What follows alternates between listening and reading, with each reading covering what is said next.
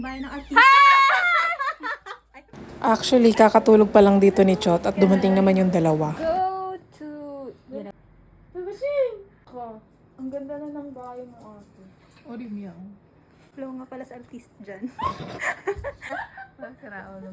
Magpapapicture lang kami. Magpapapicture talaga kami sa artista. Balita ko, taga dito daw. Visit kayo.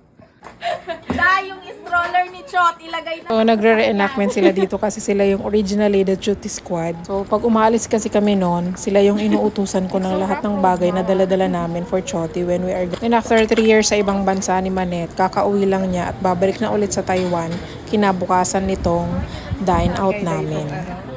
Beer. That die.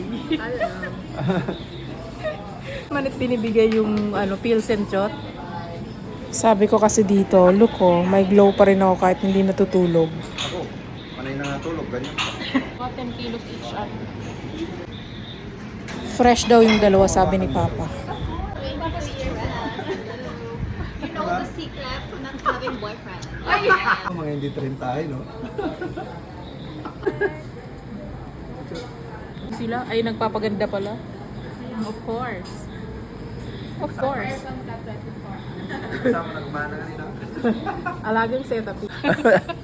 Ay hindi, Dr. S. Wong. Makinis naman yan si Papa kahit maitim yan.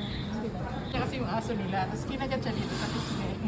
So ito yung naisip ko kung saan kami kakain bago pa umuwi si Jai Manette.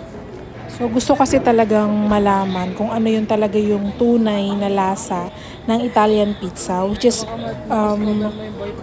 really very good talaga. So ito yung mga food house o resto na babalikan mo talaga siya kasi yung lasa niya very authentic Italian pizza, pati yung mga pasta. The ambience is okay lang, hindi siya masyadong Italian vibe, pero okay din naman. Hindi mo na kasi. Masarap to, pero mas masarap yung babae. Ay. Oo nga. So overall, masarap talaga yung La Salieta Pizzeria House sa Tagaytay.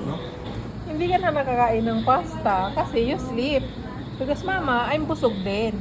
Si Bupak, for sponsoring her wallet.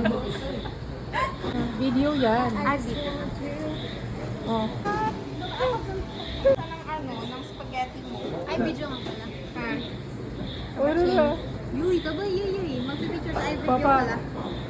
Papa kasing 5 na ata. Motong ka na pala siya. Ikaw 4'11 ka? Yung shoes mo, Chot, na kay Tita Pen na. Akin na yun, ha?